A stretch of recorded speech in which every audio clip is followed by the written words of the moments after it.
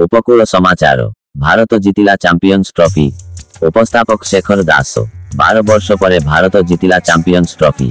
New Zealand सह बराबर कला 25 वर्ष तलर बदला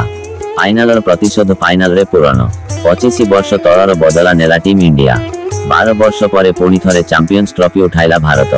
बर्मिंघम पर दुबई रे हेला चैंपियंस ट्रॉफी विनर टूर्नामेंट रे अपराजय भारत रोमांचकर रे न्यूजीलैंड को हराई तृतीय थर पाई चैंपियंस ट्रॉफी विजेता होईछि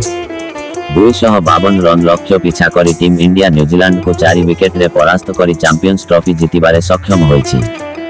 रोहितंक 76 रन इनिंग्स और जाडेजांक बैटरू बाहरी थिबा विनिंग 4 चौका अविस्मरणीय होई रहिबो सेही परी कुलदीप यादव और वरुण चक्रवर्ती बोलिंग भी क्रिकेट प्रेमी मनरे अभुला रहिबो आईसीसी चैंपियंस ट्रॉफी फाइनल रविवार भारत और न्यूजीलैंड मध्य दुबई रे खेला जाइथिला गुरुत्वपूर्ण मैच टॉस जीति प्रथमे बैटिंग करने को निष्पत्ति नहीं न्यूजीलैंडर अधिनायक मिचेल सांटनर प्रथम बैटिंग करी न्यूजीलैंड टीम डारिल मिचेलंक 63 रन बल रे 251 रन करिथिला बड़ स्कोर होइथिले भी पिच देखिबा को गले यह चैलेंजिंग टोटल थिला एपर्यंत भारत पाखरे अच्छ गोटी आईसीसी ट्रॉफी अछि श्रीमंदिर रे आज महाप्रभुंक पगु दशमी एथिपाई स्वतंत्र नीतिकांति अनुष्ठित हेबो आजिठू श्रीमंदिर रे एक सप्ताह धरी दोल उत्सव मध्य आरंभ हेबो महाप्रभुंक द्वादश यात्रा मध्यरु दोल यात्रा अन्यतम प्रमुख यात्रा पगु दशमी रे आज श्रीमंदिर रे मध्याह्न धूप शेष हेबा परे महाप्रभुंक आज्ञामाल पाई चलंती प्रतिमा दोल गोविंद भूदेवी श्रीदेवी स्वतंत्र विमान रे बसी श्री जगन्नाथ बल्लभ मठ को विजे करिवे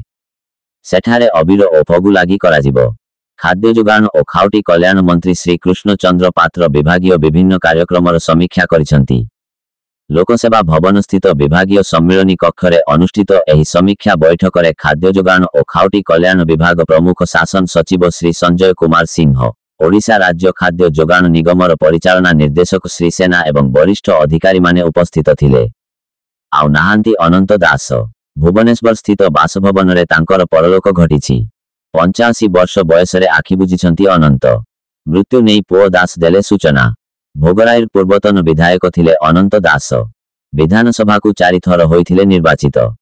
रोहित शर्मा नेतृत्व रे भारतीय दल विषय रे कहिबा को गले टीम इंडिया एही चैंपियन ट्रॉफी रे जबरदस्त फॉर्म रे अछि टीम एपर्यंत खेला जाइथिबा मैच रे कोनोसी मैच हारि नाही मार्च मासरु राज्य रे अनुभूत हेलानी एप्रिल भरी उत्ताप आसंता सप्ताहक मध्यरे राज्यर तापमात्रा आहुरी 4 डिग्री बढ़िबा नै सतर्क सूचना जारी करिछि पाणीपाग विभाग आसंता 11 किंबा 12 तारीख बेलको ग्रीष्म लहरी आरंभ हेबार संभावना रहिछि उपकूल समाचार वंदे उत्कल जननी।